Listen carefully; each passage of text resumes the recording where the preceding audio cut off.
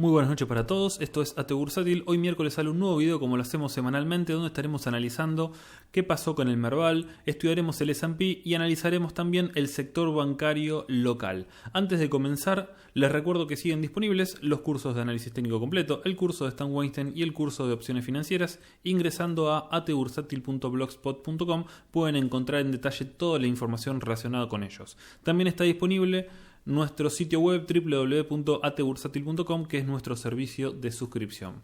Antes de comenzar con los datos técnicos, vamos a analizar un poquito el contexto, ver dónde estamos parados, como lo hacemos semanalmente.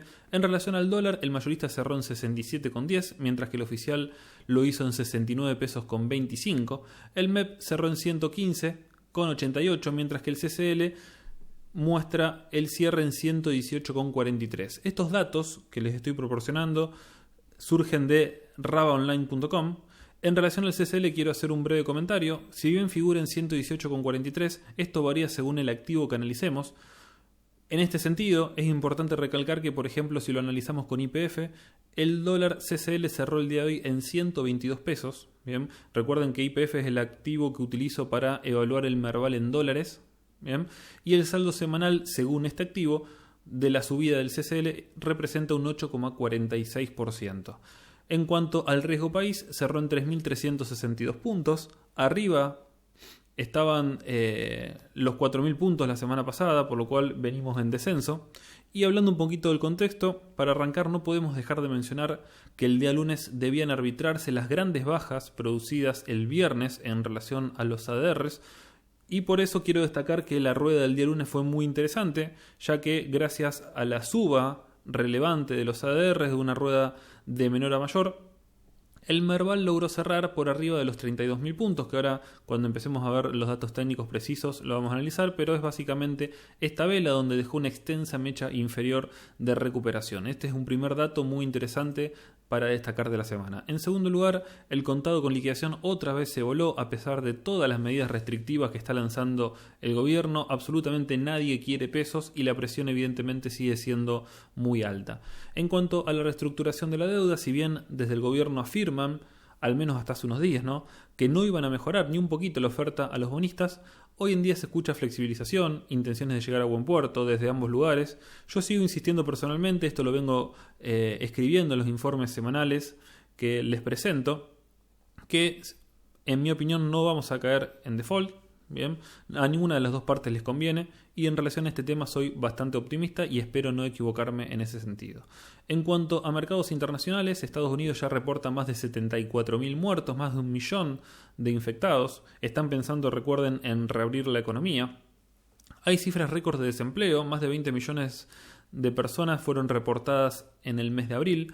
Están llegando balances, esto lo veníamos hablando ya la semana pasada. Estos balances son mixtos, muchos positivos, otros negativos. Recuerden lo que charlábamos, que lo más probable es que los peores balances se vean en el segundo trimestre del año y no en el primero, ya que a Estados Unidos la pandemia lo comenzó a afectar prácticamente a mediados y finales de marzo, bien, por lo cual el primer trimestre realmente está prácticamente indemne. ¿Qué más? En cuanto a la vela de reversión que dejó el S&P, lo vamos a ver cuando llegue el momento. Es un dato muy interesante también a destacar de la semana pasada, bien, y eso lo tenemos que seguir muy de cerca esta semana para ver si confirma o no la debilidad. Pasando ahora sí al Merval, esto es el Merval en pesos en temporalidad diaria. El día lunes vimos, como les decía en la introducción de este video, una importante recuperación de nuestro principal índice gracias a la reversión alcista que mostraron los ADRs, que recuperaron gran parte del terreno perdido el día viernes. Recuerden que no hubo bolsa local ese día, y esto ayudó justamente para que esta extensa mecha inferior quede plasmada en el gráfico, una vela de reversión alcista muy interesante que mantenía un nivel estático de soporte muy relevante para pensar en buscar en el corto plazo los 35.121 puntos, que ahora vamos a llegar en ese sentido. ¿Qué pasó el día de ayer? Ayer nuevamente se produce una vela completamente artificial al alza de nuestro Merval. Recuerden que el contado con liquidación subió un 5,4% si lo analizamos con YPF, mientras que el Merval subió un 3,5%, ¿bien? O sea que en dólares en realidad la rueda fue negativa. Esta vela, sin embargo, y analizando objetivamente y en consecuencia, más allá de que sepamos claramente que es artificial, es una vela de amplio cuerpo con un precio de cierre prácticamente en máximos del día, lo que confirma justamente el throwback generado el día lunes. Bien, esta vela de recuperación confirma el rebote al alza desde los 32.000 puntos y habilita pensar ahora sí en los 35.121 puntos. Este número surge de una zona de resistencia, en este caso, iniciada con los máximos del 2018, donde vemos a lo largo de la historia de nuestro índice múltiples contactos que sin lugar a dudas van a influir en la actualidad para impedir el paso justamente del precio. En estrecha relación con los 35.121 puntos, que son la base de esta zona y no un nivel puntual, una zona de resistencia cuyo techo se ubica en los 35.461 puntos, tenemos la caja de Fibonacci. Esta caja de Fibonacci representa el retroceso 0,5 y 0,618 de toda la baja, es decir, desde máximos históricos hasta los mínimos marcados en marzo tras el crash bursátil. Bien, esta caja tiene como techo, es decir, el nivel 0,618, los 35.106 puntos. Bien, en estrecha relación entonces con los 35.121 del inicio de la zona de resistencia estática. Por lo cual podemos decir en primer término y a cortísimo plazo que el máximo nivel de dificultad para el índice, que además va a ser muy relevante que lo quiebre al alza, ahora vamos a ver por qué, tiene que ver entonces con avanzar finalmente sobre los 35.461, podríamos redondear sobre los 35.500 puntos. El hecho de avanzar sobre este nivel habilitaría los 38.784, si no me equivoco, no, 37.874, se me cruzaron los números, que sería el siguiente nivel de resistencia a considerar. ¿Por qué es tan relevante los 35.500 puntos? Bien, en primer lugar, recordarles que estamos en una clara tendencia alcista de corto plazo. Esto se puede objetivar por máximos crecientes, por mínimos crecientes y porque además el precio se ubica por arriba de la media móvil exponencial de 20 y además esta tiene una clara dirección ascendente. Recuerden que las medias móviles son uno de los instrumentos que más objetivan la tendencia de un papel. Bien, obviamente no es lo mismo habilitar una media móvil exponencial de 20 que justamente evalúa las últimas 20 sesiones y le da más fortaleza a la actualidad, por eso es exponencial, que analizar una media móvil de 100 sesiones o incluso de 200 sesiones. Uno podría decir que en el corto plazo estamos alcistas, pero si activamos una media móvil exponencial de 100, podríamos pensar que el Merval está lateralizando. Fíjense, vamos a hacer el ejercicio, activamos la media móvil de 100, es la verde que pueden ver en pantalla, y ven que la media móvil tiene una clara dirección horizontal. Al igual, y este es un dato interesante para que recuerden, que la media móvil ponderada de 30 semanas, que es la que utilizamos en temporalidad justamente semanal. Bien, la media móvil exponencial de 100 sesiones tiene mucha relación en diario con la media móvil ponderada de 30 semanas. En este sentido, el hecho de que el precio haya logrado posicionarse ya por arriba de la media móvil es un dato importante a destacar, y si logra avanzar sobre los 35.500 puntos, es muy probable que ya la media móvil comience a tomar una dirección ascendente. Y esto estaría marcando la pauta de que al menos en el mediano plazo el índice ya comienza a tornarse alcista. A esto le sumamos que no es un dato menor romper al alza la caja de Fibonacci, es decir, el retroceso 0,618 cuando se quiebra, ya sea en una dirección u otra, dependiendo de lo que estemos analizando, tiene que ver con un cambio probable y fuerte de la tendencia principal del activo o el índice, en este caso, como es el que estamos analizando. Recuerden que no es un Fibonacci pequeño, como podría ser, por ejemplo, trazar un Fibonacci desde este máximo hasta este mínimo para evaluar este swing bajista. Estamos hablando de todo el swing bajista desde máximos históricos, desde máximos, no es máximos históricos, acá tenemos los máximos históricos, hasta el mínimo de marzo. Bien, así que es un Fibonacci realmente mayor y quebrarlo al alza realmente sería muy pero muy interesante y las perspectivas de una continuidad en el ascenso serían muy factibles. Vamos a desactivar la media móvil de 100 Y continuamos con el análisis. En relación a los indicadores, vemos que tenemos un MACD bastante inespecífico, con barras de histogramas crecientes, decrecientes, el día de hoy también crecientes, no nos está dando mucha información, mientras que el RSI tiene una clara dirección ascendente, se ubica por arriba de los 50 puntos y aún tiene margen de recorrido hasta la zona de sobrecompra, por lo cual el RSI nos da buenos datos. Estamos viendo buen volumen también, el día de hoy se operaron 1.300 millones de pesos, no es el volumen promedio en 600 y 700 millones que veníamos observando semanas anteriores.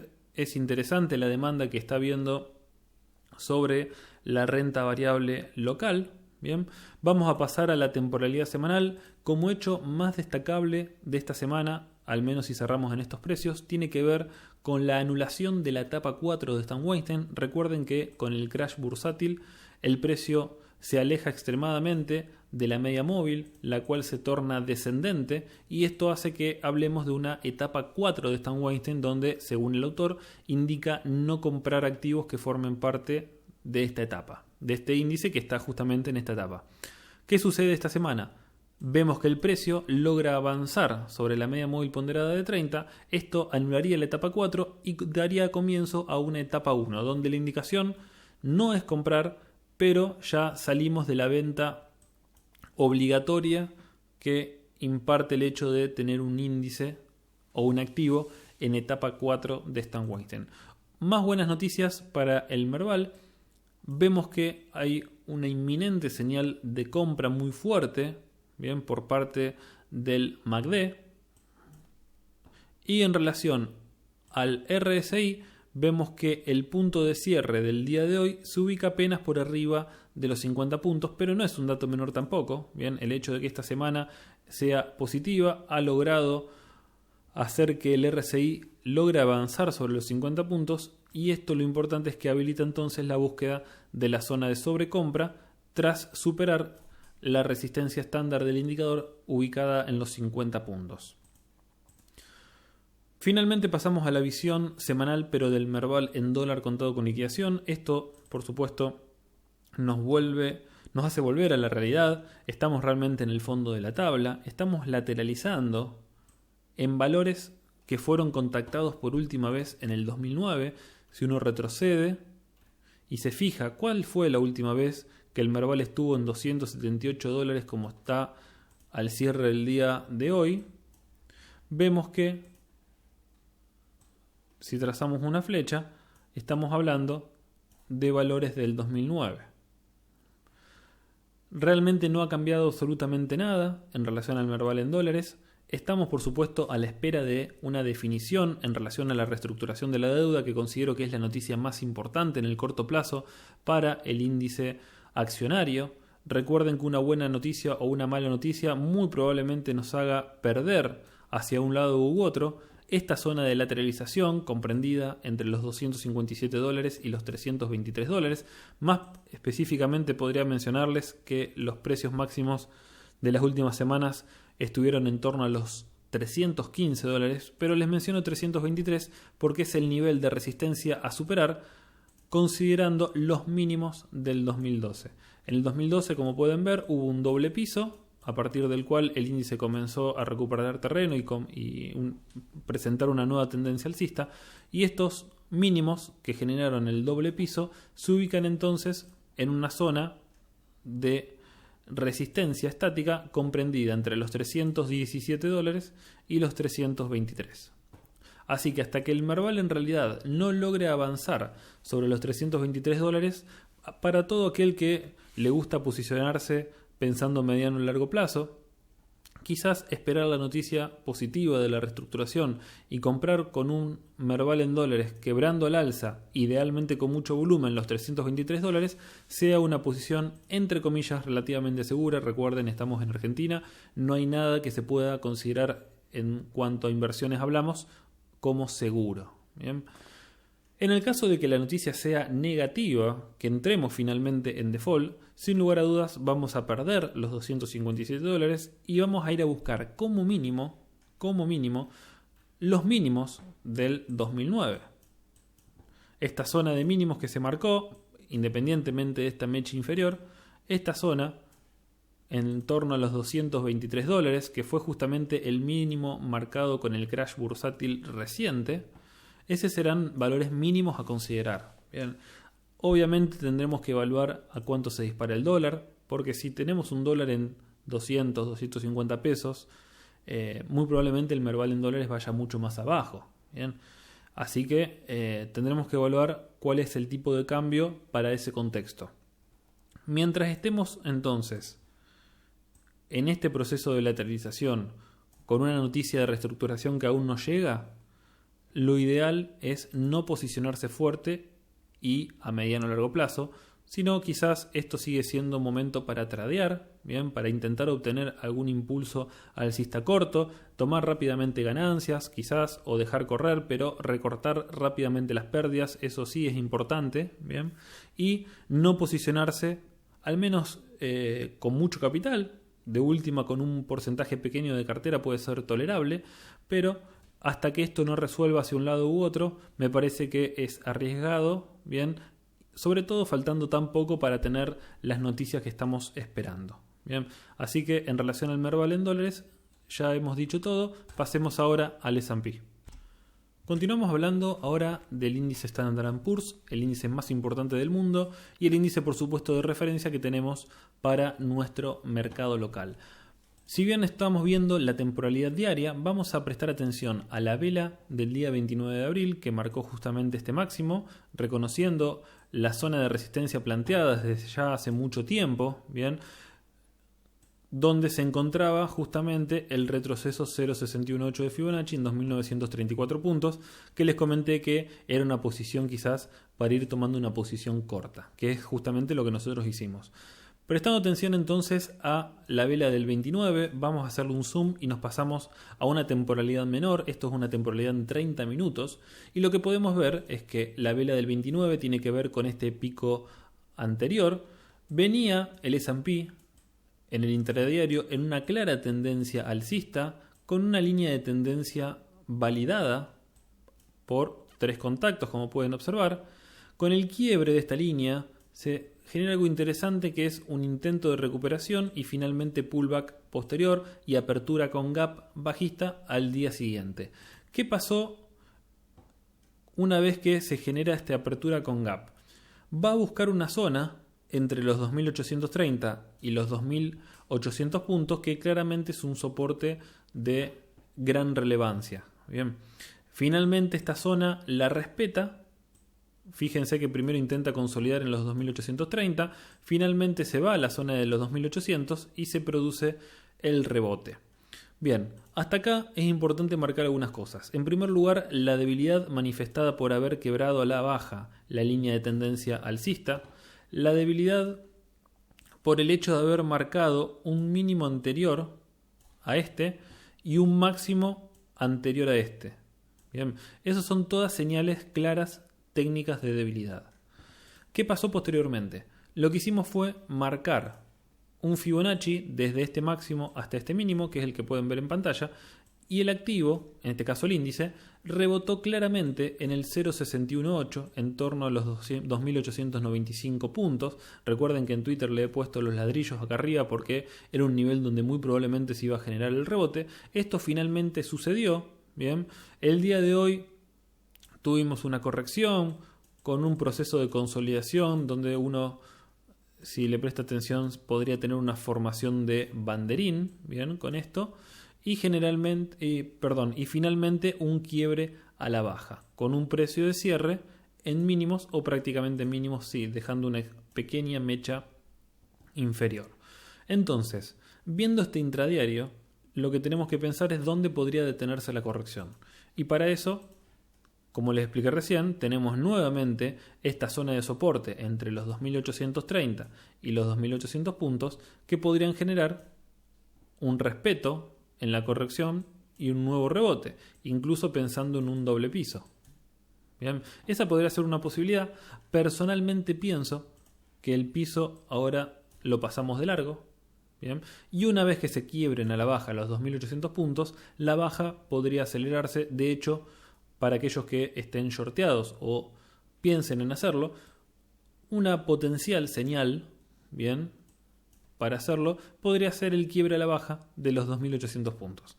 Considero que, si bien tenemos un nivel intermedio de soporte, podríamos ir a buscar directamente la zona de los 2.720, en realidad y puntualmente hablamos de los 2.721,20, y el 1.618, que es la proyección de un Fibonacci trazado desde este mínimo hasta este máximo. Bien, el 1.618 corresponde a este nivel de precios, por lo cual considero que, teniendo en cuenta este nivel estático y el 1.618, este nivel de precios podría contener nuevamente el precio en la actual escalada bajista que está haciendo. Veremos si el tiempo me da la razón, veremos si finalmente se genera el doble piso. Esto nadie lo sabe, nadie conoce a ciencia cierta la vela de la derecha. Lo que uno puede hacer es generar pronósticos. Bien, después veremos justamente si sale o no. Hasta el momento el análisis viene siendo correcto. Les puse en Twitter la imagen de, ¿cómo se llama?, de la cama elástica en este nivel. Finalmente se dio. Posteriormente le puse los ladrillos acá, se está dando el rebote y la siguiente cama elástica está en este nivel. Veremos si el tiempo me da o no la razón. Pasando de vuelta a la temporalidad diaria, otro dato importante a remarcarles, y por eso les decía que quizás podía ser una oportunidad para short, es que el hecho de quebrar a la baja los 2.800 puntos implica también quebrar la media móvil exponencial de 20, que como pueden ver, una vez que el precio se posiciona por arriba de ella, ya muestra dos claros niveles de contacto y respeto e impulsos alcistas posteriores. Bien, entonces, el hecho de que el precio pierda este nivel va a ser una señal adicional para pensar en short. Si a eso le sumamos el quiebre de los 2.720, que tienen que ver con estos mínimos anteriores, más todavía podríamos pensar en recargar posiciones. Y luego habrá tiempo para analizar niveles inferiores. Pero recuerden que, como en todos los videos les menciono, tenemos como grandes soportes, tendremos que pasar a la temporalidad semanal, que ahora lo vamos a hacer. Los 2.350 puntos es un gran nivel de soporte. Creo que antes hay otros niveles a considerar, por ejemplo, trazando un Fibonacci desde este mínimo hasta este máximo, tenemos la famosa caja de Fibonacci, cuyo 0.618 se ubica en los 2.483 puntos, muy próximo a este nivel donde fue resistencia y fue piso, por lo cual podríamos también tener un nivel de soporte en torno a los 2.458 puntos. Bien, entonces, cuando se alcance este nivel de precios, realmente va a ser muy tentador, quizás, sobre todo para algunos papeles en particular, llevar activos. Bien, ya podría pensarse en ir posicionándose uno long, pero siempre esperando la señal de reversión, porque esto puede continuar a la baja, yendo a buscar los 2.350 puntos en primer lugar, mostrando seguramente desde alguno de estos valores algún rebote contratendencial, para luego ir a buscar valores finales quizás en torno a los 2.050 o 2.100 puntos. Bien. Pienso personalmente que perder los 2.350 puntos ya sería medio raro. Sin lugar a dudas, debido a la gran crisis que se viene por delante, por la pandemia y el parate de la economía, no hay motivos para pensar que es algo desquiciado ir a los 2.000 puntos, pero me parece que con todas las intervenciones que está haciendo Estados Unidos con la Fed y toda la inyección de plata que están haciendo, me parece que no van a dejar caer mucho más al índice. Por eso me la jugaría en pensar que los 2.350 puntos, en el caso de que llegue, porque quizás nunca llega y se termina frenando por este nivel de precios, si llega a esto, me parece que comprar en este nivel de precios puede ser realmente muy tentador. ¿Bien? Obviamente ajustando el stop loss, como siempre lo hacemos y sugerimos, porque la posibilidad de ir abajo es real y me parece que es demasiado riesgo comerse toda esa baja extra adicional que se podría llegar a plantear. Bien. Pasando ahora a la temporalidad semanal, un dato interesante que redacté en el informe semanal de este domingo tiene que ver con la vela semanal de la semana que acaba de finalizar, que finalizó, mejor dicho, que se denomina Shooting Star o estrella fugaz. Esta vela representada por una extensa mecha superior, un precio de cierre por debajo del precio de apertura en el contexto de una tendencia alcista, como pueden observar, tiene claras implicancias bajistas. Bien. Y esto debe ser confirmado con una vela posterior que también sea bajista y cierre al menos por debajo de ella. Bien. Por el momento, tenemos una vela que no está tan mal en cuanto a lo semanal. Recuerden que estamos viendo una semana de mayor a menor.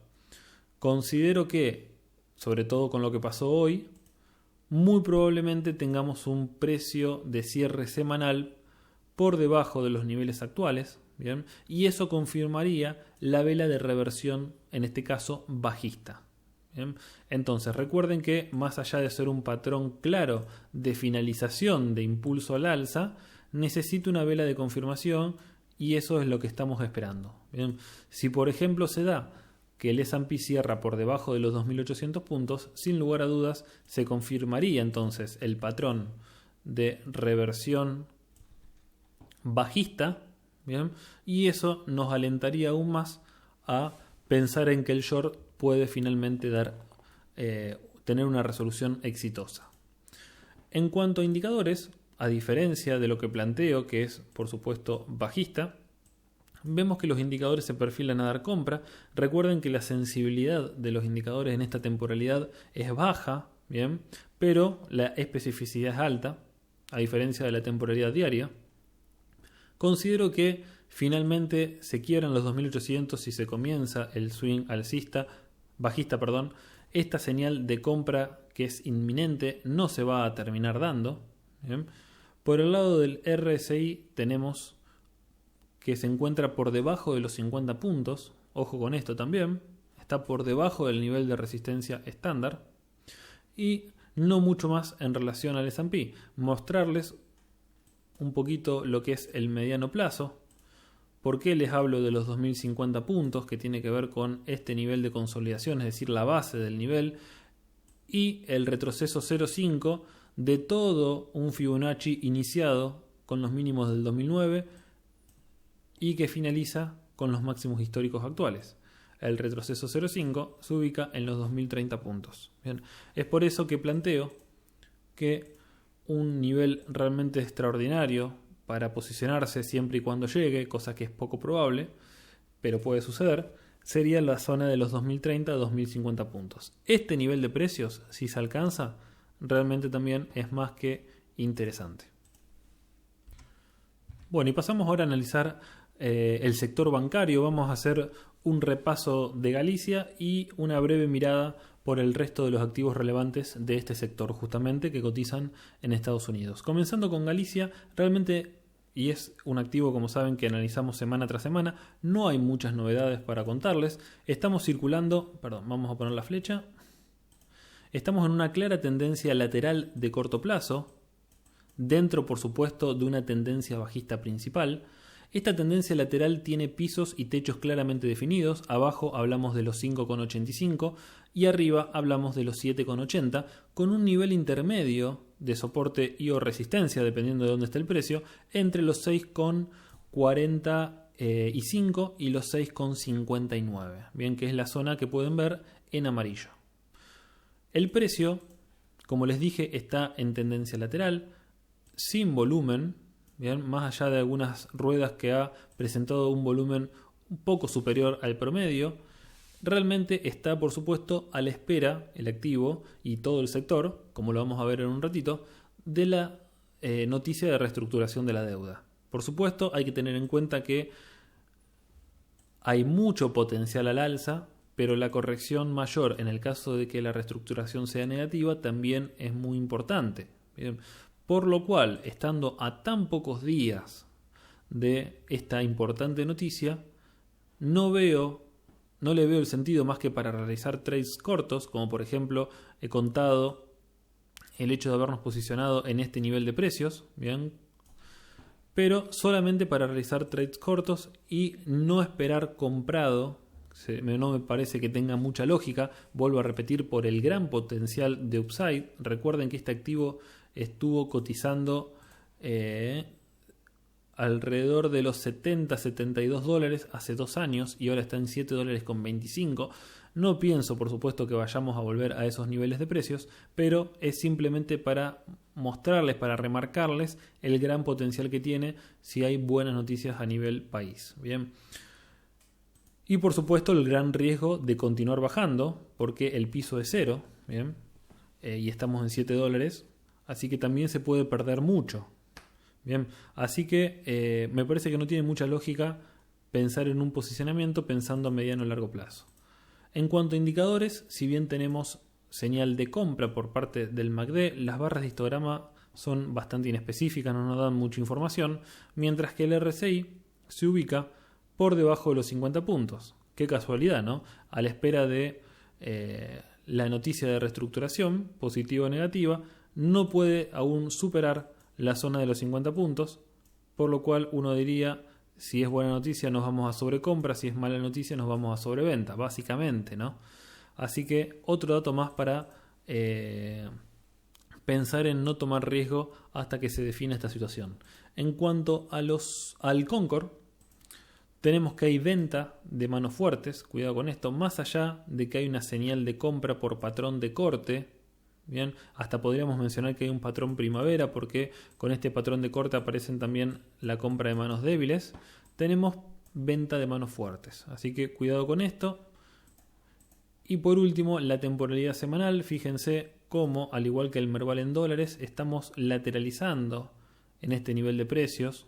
Bien, tal cual sucede con el Merval en dólares. Fíjense qué importancia que tiene realmente este activo para nuestro mercado, que la morfología del Merval en dólares es muy similar a lo que muestra el ADR de Galicia. Así que hasta que no se defina, realmente es para esperar. Lo interesante, sí, desde el punto de vista técnico, es remarcar esta divergencia alcista que muestra el MACD, es decir, con estos mínimos de los precios hay mínimos crecientes del indicador, el cual, dicho sea de paso, se encuentra a punto de dar compra. Muy interesante, y un RSI que está en niveles prácticamente de sobreventa. Imagínense, vuelvo a repetir, con estos indicadores, el potencial upside que tiene Galicia en el caso de que sea positiva la noticia. Bien, ¿para qué apurarse? Volviendo al gráfico diario, vamos a repasar muy rápidamente el resto de los activos bancarios. Pasamos por Sub o Superbill. Bien, este es el gráfico muy sencillo. También proceso de lateralización, podemos marcar incluso un triángulo simétrico donde la resolución teórica por tener una tendencia bajista debería ser justamente a la baja. Esto se debería quebrar hacia abajo, sin lugar a dudas, y esto les puedo asegurar que va a suceder de esa manera, es que si la noticia es buena, este triángulo simétrico se va a quebrar al alza. ¿Bien? Así que también en plena etapa de definición, el activo que viene con una tendencia bajista muestra un patrón de triángulo simétrico, ya tiene un contacto, 2, 3, 4 contactos, esto debería ser este movimiento. Bien, va a depender más de las noticias que del análisis técnico en este caso. Pasando a francés, vamos a ver exactamente lo mismo. Fíjense, patrón de lateralización, al igual que Galicia, en un claro contexto bajista de fondo principal.